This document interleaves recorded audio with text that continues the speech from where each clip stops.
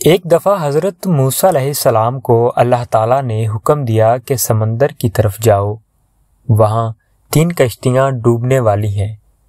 حضرت موسیٰ علیہ السلام فوری حکم الہی کی تعمیل کرتے ہوئے سمندر کی جانب چل دیے۔ ساحل پر سکون تھا۔ بہت دور سے ایک کشتی آتی ہوئی دکھائی دی جو آہستہ آہستہ ساحل کی طرف بڑھ رہی تھی۔ ابھی وہ کنارے سے کچھ ہی فاصلے پر تھی کہ حضرت موسیٰ علیہ السلام نے آواز دی کہ اے کشتی والو، اللہ کا حکم آنے والا ہے، ہوشیار رہنا۔ انہوں نے جواب دیا، آپ جانتے ہیں کہ اللہ کے حکم کو کوئی نہیں ٹال سکتا، ہم تو اس کے بندے ہیں جو حکم الہی کے پابند ہیں۔ کشتی والے ابھی یہ بات کہہ ہی رہے تھے کہ اچانک ایک موج اٹھی اور کشتی ڈولنے لگی۔ سوار اپنے آپ کو بچانے کی کوشش کرنے لگے۔ اتنے میں ایک اور زبردست موج آئی اور کشتی کو اپنے ساتھ بہا کر سمندر کی تہہ میں لے گئی۔ تھوڑی دیر میں ایک اور کشتی نظر آئی جو حضرت موسیٰ علیہ السلام نے انہیں بھی خبردار کیا اور کہا کہ ذرا محتاط ہو کر آنا۔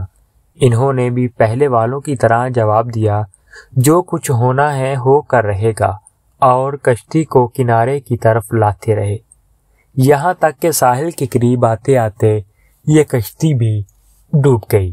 حضرت موسیٰ علیہ السلام اللہ کی حکمت کے بارے میں سوچوں میں محو تھے کہ انہیں ایک تیسری کشتی آتی دکھائی دی۔ آپ نے حسب سابق اس کشتی والوں کو بھی نصیحت کی کہ دیکھو، اللہ کا حکم آنے والا ہے، اپنے گناہوں کی معافی مانگتے ہوئے ذرا محتاط ہو کر آؤ۔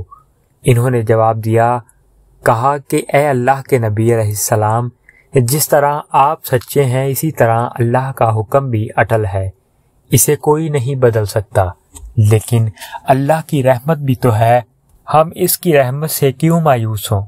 لہٰذا ہم اللہ کی رحمت پر بھروسہ کر کے آ رہے ہیں، اور وہ اپنی رحمت کے صدقے میں ہمیں ضرور امن و سلامتی کے ساتھ کنارے پر پہنچا دے گا۔ کشتی والوں کا یہ جواب سن کر حضرت موسیٰ علیہ السلام خاموش ہو گئے۔ جب کشتی بحفاظت کنارے پر آ لگی تو اللہ کے پیغمبر علیہ السلام سوچنے لگے کہ اللہ نے 3 کشتیاں ڈوبنے کا فرمایا تھا، 2 تو ڈوب گئیں لیکن تیسری سلامتی کے ساتھ کنارے پر آ لگی۔ ارشاد باری تعالیٰ ہوا کہ اے موسیٰ، آپ نے سنا نہیں کہ تیسری کشتی والوں نے کیا کہا؟ انہوں نے میرے حکم کو تسلیم کیا، میری رحمت کو آواز دی تھی اور اس پر پورا توکل اور بھروسہ بھی کیا تھا، تو اس لیے یہ کشتی میری رحمت کے طفیل بچ گئی، کیونکہ جو میری رحمت کے دروازے پر آ کر صدا دیتا ہے میں اسے نا امید نہیں کرتا۔ حدیث میں آتا ہے کہ جب اللہ تعالیٰ نے مخلوقات کو پیدا فرمایا تو عرش پر لکھ دیا، میری رحمت میرے غضب پر غالب ہے۔